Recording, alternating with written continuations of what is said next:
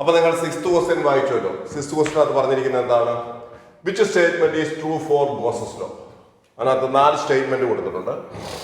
All the charges whether inside or outside the Gaussian surface contribute the electric flux.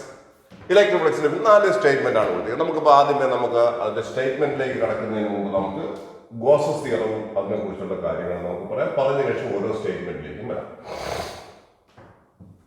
നമ്മുടെ Gauss's theorem എന്ന് പറയുന്ന statement എന്താണ്?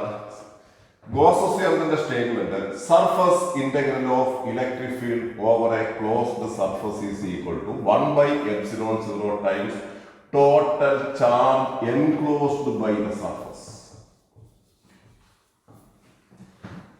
ഇപ്പൊ നമ്മൾ ഗോസസ് തിയറം അപ്ലൈ ചെയ്യുന്ന ഒരു ക്ലോസ്ഡ് സർഫസ് ഉണ്ടാവണം. ക്ലോസ്ഡ് സർഫസ് ആയിരിക്കണം. ഇപ്പൊ നമ്മളൊരു എക്സാമ്പിൾ പറയുകയാണെന്നുണ്ടെങ്കിൽ നമ്മളൊരു ക്ലോസ്ഡ് സർഫസ് ഉണ്ട്. ഈ സർഫസിനകത്ത് ക്യൂ എന്ന് പറഞ്ഞൊരു ചാർജ് പിടിക്കുകയാണെങ്കിൽ left hand side surface integral of electric field over a closed surface എന്ന് വെച്ച് കഴിഞ്ഞാൽ ഒരു ക്ലോസ്ഡ് സർഫസിനകത്തൂടെ കടന്നു പോകുന്ന നമ്പർ ഓഫ് ഇലക്ട്രിക് ഫീൽഡ് ലൈൻസിന്റെ എണ്ണം, അല്ലെങ്കിൽ ക്ലോസ്ഡ് സർഫസിലൂടെ കടന്നു പോകുന്ന ഫ്ലക്സ്, വേറെ ഒന്നുമില്ല. അപ്പോൾ what is flux? Flux phi is equal to 1/ε0 times total charge enclosed by the surface. ഇതിനകത്ത് ഒരു സെക്കൻഡ് ചാർജ് കൂടി ഉണ്ടായിരുന്നുണ്ടെങ്കിലോ that is answer is equal to 2q. ഒരു ചാർജ് കൂടി ഉണ്ടായിരുന്നെങ്കിലോ answer is equal to 3q. ഒരു ചാർജ് കൂടി ഉണ്ടായിരുന്നെങ്കിൽ answer is equal to 4q. ഒരു ചാർജ് കൂടി ഉണ്ടായിരുന്നെങ്കിൽ answer is equal to 4q തന്നെ. 5q വരില്ല, കാരണം ആ ചാർജ് ഔട്ട് സൈഡിലാണ്. അപ്പൊ ഔട്ട് സൈഡിൽ ഇരിക്കുന്ന ചാർജ് ഫ്ലക്സ് കോൺട്രിബ്യൂട്ട് ചെയ്യില്ല. ഇനി ഒരു കാര്യം ഓർക്കേണ്ടത്, ഇതിനകത്ത് നെഗറ്റീവ് ചാർജ് വരികയായിരുന്നെങ്കിൽ q plus q plus q plus minus q, that is only 2q വരും. ഒരു ചാർജ് കൂടി നെഗറ്റീവ് ആയാൽ എന്ത് സംഭവിച്ചേനെ? ആൻസർ 0 ആയി പോയത്. കാരണം ടോട്ടൽ ചാർജ് എന്ന് പറയുന്നത് സ്കലാർ ക്വാണ്ടിറ്റി ആയതുകൊണ്ട് positive charge negative charge add ചെയ്യുമ്പോൾ അവരുടെ സൈൻ ഇട്ട് വേണം ആഡ് ചെയ്യാൻ. അപ്പൊ ഇവിടെ 2 പോസിറ്റീവ് ചാർജും 2 നെഗറ്റീവ് ചാർജും, therefore net charge is equal to 0, therefore flux is equal to 0. ഇത് ഞാൻ പറയാൻ കാരണം ഒരിക്കൽ എൻട്രൻസിൽ ചോദിച്ചൊരു ക്വസ്റ്റ്യൻ ആണ്, an electric dipole is placed inside a closed surface. What is the flux? ഒരു ഇലക്ട്രിക് ഡൈപോൾ എന്ന് പറഞ്ഞാൽ ഒരു 2 ഈക്വൽ ആൻഡ് ഓപ്പോസിറ്റ് ചാർജസ് ആണ് 0. ഒരിക്കൽ ചോദിച്ച ക്വസ്റ്റൻ എന്ന് വെച്ച് കഴിഞ്ഞാൽ 50 electric dipoles are closed by a surface. What is the flux? 50 dipole ആണെങ്കിലും ഫ്ലക്സ് 0 ആണ്. അപ്പൊ അത് നമ്മൾ ഓർത്തിരിക്കും. അപ്പൊ ഇവിടെ അകത്തിരിക്കുന്ന ചാർജുകൾ മാത്രമേ ഫ്ലക്സ് കോൺട്രിബ്യൂട്ട് ചെയ്യൂ. അപ്പോൾ ഫസ്റ്റ് ചോയ്സ് തെറ്റാണ്. കാരണം അവിടെ പറഞ്ഞിരിക്കുന്ന all the charges whether inside or outside contribute the flux എന്നാണ്. അത് തെറ്റാണ്. അടുത്ത രണ്ടാമത്തെ എന്ന് പറയുന്നത് electric flux depends upon the geometry of the Gaussian surface. നമ്മൾ എടുക്കുന്ന ഗേഷൻ സർഫസിന്റെ ജോമെട്രിക്ക് അനുസരിച്ച് ഫ്ലക്സ് മാറും. തെറ്റ്. കാരണം ഞാനിപ്പോൾ ഇങ്ങനെ ഒരു സർഫസ് എടുത്തു, ഇതിനകത്തൊരു ചാർജ് ഇരിക്കുന്നു, ഇതിനകത്തുകൂടി കടന്നു പോകുന്ന ഫ്ലക്സ് എത്രയാണ്? 1/ε0q. ഇതിന് പകരം ആ സെയിം ചാർജ് ഞാൻ ഇങ്ങനെ ഒരു സർഫസിനകത്ത് എന്ത് വെച്ചാൽ അതിനകത്തുകൂടി കടന്നു പോകുന്ന ഫ്ലക്സ് എത്ര തന്നെയാണ്? 1/ε0q. ഫ്ലക്സിന് എന്തുമായിട്ട് ബന്ധമില്ല? നമ്മൾ എടുക്കുന്ന ഗേഷൻ സർഫസിന്റെ ജോമെട്രിയുമായിട്ട് ബന്ധം ഇല്ല. ഇതിന് ഒരു ക്വസ്റ്റ്യൻ ചോദിച്ചിട്ടുണ്ട്. ഒരിക്കൽ ചോദിച്ചൊരു ക്വസ്റ്റ്യൻ, ക്യൂ എന്ന് പറയുന്ന ഒരു ചാർജ് ഇരിക്കുന്നു, അതിനെ ഒരു സ്പെറിക്കൽ സർഫസിനകത്ത് വെച്ചിരിക്കുന്നു. സ്പെറിക്കൽ സർഫസിന്റെ റേഡിയസ് ആണ്. Flux passing through that surface is equal to 5. What is the flux when the radius of the sphere is doubled? ഇതിന്റെ റേഡിയസ് ഡബിൾ ചെയ്താൽ അതിനകത്തുകൂടി കടന്നു പോകുന്ന ഫ്ലക്സ് എത്ര? No change. Flux is equal to 5 തന്നെ. അപ്പൊ അതൊക്കെ നമ്മുടെ എൻട്രൻസിൽ പലപ്പോഴും ചോദിച്ചിട്ടുള്ള ക്വസ്റ്റ്യൻ ആണ്. A charge Q is placed inside a sphere of radius R, flux passing through that sphere is equal to 5. Then what is the flux when the radius of the sphere is doubled? എന്ന് ചോദിച്ചു കഴിഞ്ഞാൽ flux doesn't change. ഫ്ലക്സിന് ഒരു വ്യത്യാസമുണ്ട്. അപ്പൊ അതുകൊണ്ട് നമ്മൾ consider ചെയ്യുന്ന സർഫസുമായിട്ട് ഒരു ബന്ധവും അതിലില്ല. അപ്പോൾ രണ്ടാമത്തതും തെറ്റാണ്. അതിനകത്ത് ഞാൻ ഒരു ക്വസ്റ്റ്യൻ ഞാൻ അവസാനം പറയാം. മൂന്നാമത്തത്, Gauss's theorem can be applied to non uniform electric field. Non uniform electric ഫീൽഡിൽ ഗോസസ് തിയറം അപ്ലൈ ചെയ്യാൻ പറ്റില്ല. കാരണം നമ്മൾ ഈ ഗേഷൻ സർഫസ് എടുക്കുമ്പോൾ നമ്മളത് നിങ്ങളുടെ CBSE കാർക്ക് പലപ്പോഴും ക്വസ്റ്റ്യൻ ചോദിച്ചിട്ടുണ്ട്. CBSE ക്വസ്റ്റ്യൻ ചോദിച്ചിട്ടുണ്ട്, what is the importance of the Gaussian surface considered? നമ്മൾ കൺസിഡർ ചെയ്യുന്ന ഗേഷൻ സർഫസിന്റെ ഇമ്പോർട്ടൻസ് എന്താ importance? At any point on that Gaussian surface electric field intensity remains a constant ആയിട്ട് വരത്തക്ക രീതിയിലുള്ള സർഫസ് വേണം കൺസിഡർ ചെയ്യാൻ. അതുകൊണ്ടാണ് നമ്മൾ ലൈൻ കണ്ടക്ടർ എടുക്കുമ്പോൾ അവിടെ സിലിണ്ടറിക്കൽ സർഫസ് എടുക്കുന്നതും സ്പെറിക്കൽ കണ്ടക്ടർ എടുക്കുമ്പോൾ സ്പെറിക്കൽ ഗേഷൻ സർഫസ് എടുക്കുന്നത് എന്തിനു വേണ്ടിയിട്ടാണ്? at any point on that Gaussian surface, electric field intensity remains a constant ആയിരിക്കണം. അല്ലാതെ അപ്പം നോൺ യൂണിഫോം ഇലക്ട്രിക് ഫീൽഡ് ആണെങ്കിൽ അവിടെ അപ്ലൈ ചെയ്യാൻ പറ്റില്ല. കാരണം അങ്ങനെ electric field intensity at any point on that Gaussian surface remains a constant ആണെങ്കിൽ മാത്രമേ നമുക്ക് ഇലക്ട്രിക് ഫീൽഡിനെ പുറത്തെടുക്കാനും ആ ഇലക്ട്രിക് ഫീൽഡ് ഇന്റൻസിറ്റി കണ്ടുപിടിക്കാനും പറ്റും. അപ്പൊ അതുകൊണ്ട് നമുക്ക് മൂന്നാമത്തെ കൺസെപ്റ്റ് പോയിന്റ് തരും. നാലാമത്തേതാണ് the electric field over the Gaussian surface remains continuous and constant. അതാണല്ലോ നമ്മളിപ്പോൾ പറഞ്ഞു നിർത്തിയത്. അപ്പൊ അത് കോൺസ്റ്റന്റ് ആയിരിക്കണം, കണ്ടിന്യൂ യൂണിഫോം ആയിരിക്കണം at every point. That electric field intensity remains a constant ആണെങ്കിൽ മാത്രമേ നമുക്ക് അതിന്റെ ഗോസസ് തിയറം അപ്ലൈ ചെയ്യാൻ പറ്റത്തുള്ളൂ. Therefore, the correct answer is fourth answer. ഇതിനകത്ത് ഒരു കാര്യം കൂടി നിങ്ങൾ ഓർക്കുക. നേരത്തെ പറഞ്ഞു വന്നപ്പോൾ ഞാൻ ഓർത്തതാണ്, നമ്മൾ സാധാരണ മിക്കവാറും എല്ലാവരും ഒരു 90% ആൾക്കാർ തെറ്റിക്കുന്ന ഒരു ക്വസ്റ്റ്യൻ ഉണ്ട്.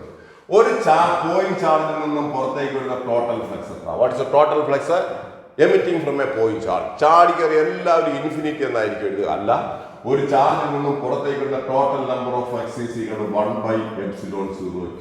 അതാണ് നമ്മൾ ഇതുവരെ പഠിച്ചുകൊണ്ടിരിക്കുന്നത് ഗോസസ് തിയറം. അപ്പൊ total electric flux emitting from a point charge is equal 1/ε0q. അത് എപ്പോഴും ഓർത്തിരിക്കുക. അതിൽ നിന്ന് പല ക്വസ്റ്റ്യൻസും ചോദിച്ചിട്ടുണ്ട്. നമ്മുടെ നീറ്റിന് ചോദിച്ചിട്ടുണ്ട്, കീമിന് ചോദിച്ചിട്ടുണ്ട്, പിന്നെ ബോർഡ് എക്സാംസിന് ചോദിച്ചിട്ടുണ്ട്. എന്താ question? A charge is placed at the centre of A cube. ഒരു ക്യൂബിന്റെ സെന്ററിൽ നമ്മൾ ചാർജ് ഇടുന്നു.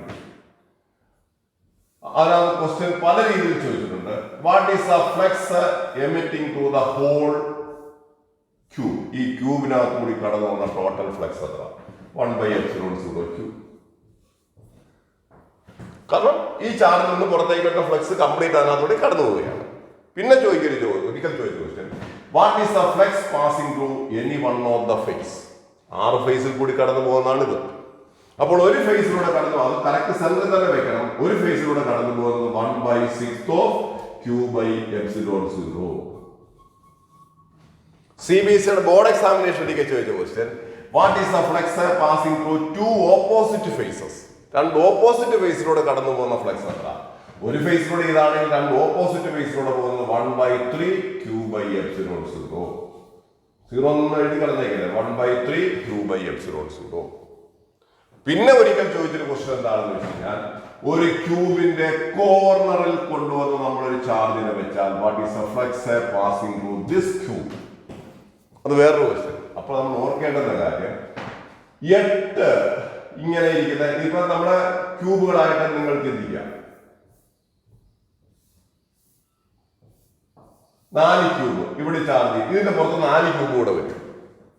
അപ്പൊ ശരിക്കും കോർണറിൽ ഇരിക്കുന്ന ചാർജ് എന്ന് പറയുന്നത് 8 ക്യൂബുകളുടെ കോർണർ സെന്ററിൽ ഇരിക്കുന്നതായിട്ട് വരും. അപ്പൊ 8 ക്യൂബിനകത്ത് കൂടി കടന്നു പോകുന്ന ഫ്ലക്സ് ആണ് q/ε0. അപ്പോൾ ഒരു ക്യൂബിനകത്തൂടെ കടന്നു പോകുന്ന ഫ്ലക്സ് എന്ന് പറഞ്ഞാൽ എത്രയായിരിക്കണം? 1/8q/ε0. This is the flux. എപ്പോഴേ വരുന്ന charge is placed in the corner. ഒരു കോർണർ. ഇതൊക്കെ ഇതുമായിട്ട് റിലേറ്റ് ചെയ്ത് വരുന്ന ക്വസ്റ്റ്യൻസ് ആയതുകൊണ്ടാണ് ഞാൻ പറഞ്ഞത്. അങ്ങനെ ക്വസ്റ്റ്യൻ നമ്പർ 6 കഴിഞ്ഞു. മനസ്സിലായി എന്ന് വിശ്വസിക്കുന്നു. നമുക്ക് നെക്സ്റ്റ് ക്വസ്റ്റ്യൻ നമ്പർ 7ലേക്ക് പോവാം. 7th ക്വസ്റ്റ്യൻ പറഞ്ഞിരിക്കുന്നത് എന്താണ്? ക്വസ്റ്റ്യൻ ഒന്ന് വായിച്ചു നോക്കൂ.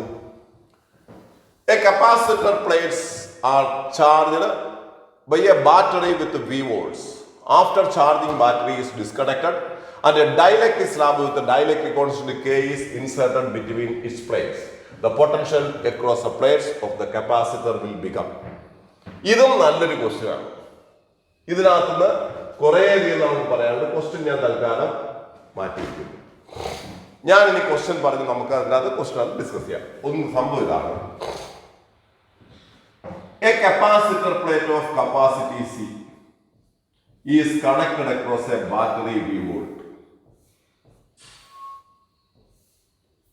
ഇതിനകത്ത് പല ക്വസ്റ്റ്യൻസ് വരും. അതിനകത്ത് ഒന്ന്, the capacity of the capacitor is C, voltage V,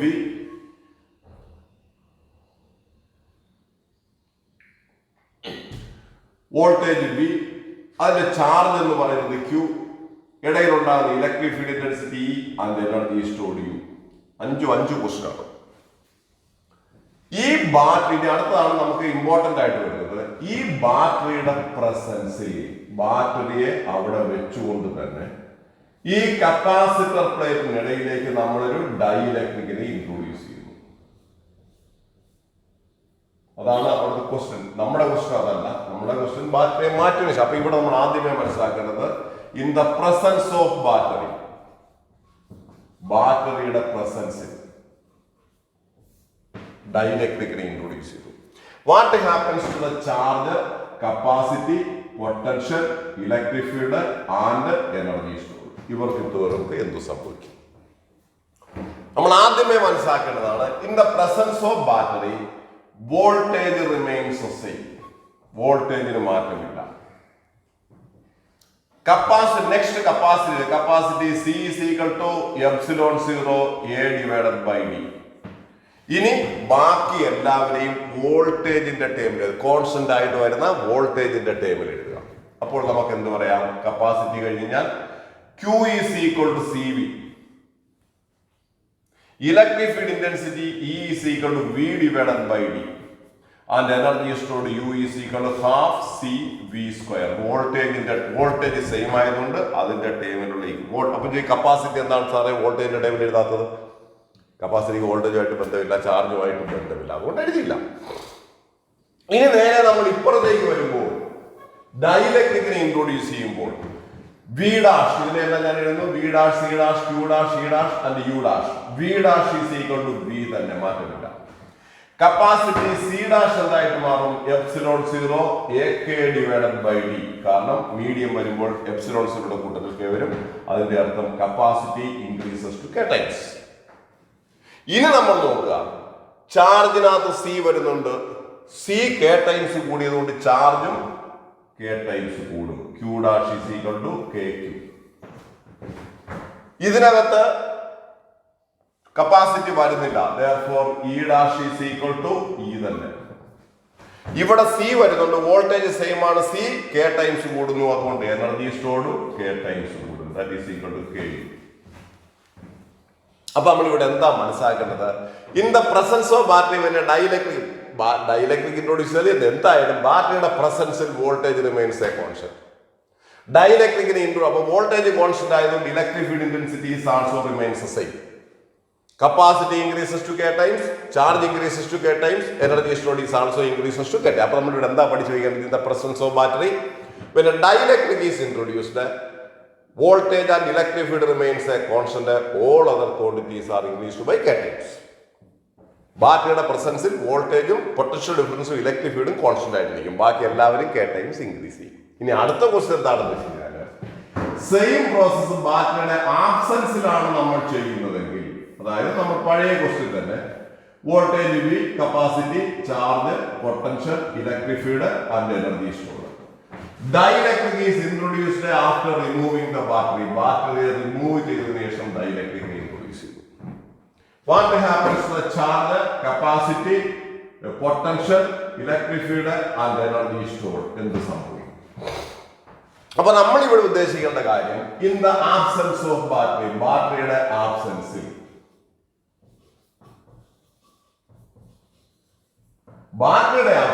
charge remains same. Charge എഴുതി കഴിഞ്ഞാൽ നെക്സ്റ്റ് കപ്പാസിറ്റി എഴുതുക epsilon 0 A divided by D. ഇനി ബാക്കി എല്ലാ ക്വാണ്ടിറ്റികളും ചാർജിന്റെ ടേമിൽ എഴുതുക. അപ്പോൾ ബാക്കി ഏതൊക്കെ ക്വാണ്ടിറ്റികൾ? ദാറ്റ് ഈസ് കപ്പാസിറ്റി കഴിഞ്ഞു, potential V is equal to Q divided by C, energy stored U is equal to half Q square A divided by C, electric field intensity E is equal to Q by A epsilon 0. അറിയാമല്ലോ, ഒരു പ്ലേറ്റിന് positive charge negative charge ആണെങ്കിൽ ഇടയിലുള്ള electric field epsilon sigma by epsilon 0, that is Q by A epsilon 0. അപ്പോൾ നമ്മൾ ഇപ്പുറത്ത് വരുമ്പോൾ charge Q dash is equal to Q തന്നെ, capacity C dash is equal to epsilon 0 AK divided by D, that is equal to KC. ഇവിടെ എല്ലാം C വരുന്നത് ഡിനോമിനേറ്ററിലാണ്. അതിന്റെ അർത്ഥം എന്താണ്? കപ്പാസിറ്റി K ടൈംസ് കൂടുമ്പോൾ വോൾട്ടേജ് K ടൈംസ് കുറയും. That is V dash is equal to V divided by K. ഇവിടെയും C വരുന്നത് denominator, that is U dash is equal to U divided by K. ഇവിടെ എപ്സിലോൺസിന്റെ കൂട്ടത്തിൽ K വരും. therefore E dash is equal to E divided by K. പഠിച്ചു വയ്ക്കുക. അപ്പൊ in the presence of battery കണ്ടും നന്നായിട്ട് മനസ്സിലാക്കി കഴിഞ്ഞാൽ ഇതിന്റെ പുറകെ നടക്കണ്ട. ബാറ്ററിയുടെ പ്രസൻസിൽ ഡൈഇലക്ട്രിക്കിനെ ഇൻട്രൊഡ്യൂസ് ചെയ്ത് കഴിഞ്ഞാൽ voltage same, electric field same, ബാക്കി എല്ലാവരും K ടൈംസ് ഇൻക്രീസ് ചെയ്യും. ബാറ്ററിയുടെ ആബ്സൻസിൽ നമ്മൾ ഇൻട്രൊഡ്യൂസ് ചെയ്യുകയാണെങ്കിൽ charge same, capacity K times കൂടും, ബാക്കി എല്ലാവരും K ടൈംസ് ഡിക്രീസസ്. ഇവിടെ നമ്മളുടെ ക്വസ്റ്റിനകത്തേക്ക് നമുക്ക് വരാം. ഇത്രയും നന്നായിട്ട് മനസ്സിലായെന്ന് വിശ്വസിക്കുന്നു. ഇതൊക്കെ എഴുതിയെടുത്ത് പഠിച്ചോളാം. അപ്പോൾ നമ്മൾ നേരെ ഇതിനകത്തേക്ക് വരികയാണെങ്കിൽ, നമ്മുടെ ക്വസ്റ്റിനകത്തേക്ക് നമ്മൾ വരികയാണെന്നുണ്ടെങ്കിൽ നോക്കുക, ഇവിടെ പറഞ്ഞിരിക്കുന്ന ക്വസ്റ്റ്യൻ നോക്കുക. A capacitor plates are charged after removing the battery, dielectric is introduced. Then what happens to the voltage? P by K. Therefore answer is K. Clear ആയല്ലോ? നമുക്ക് അടുത്തത് നെക്സ്റ്റ് ക്വസ്റ്റിനകത്തേക്ക് പോവാം. ക്വസ്റ്റ്യൻ നമ്പർ 8 വായിച്ചു നോക്കൂ.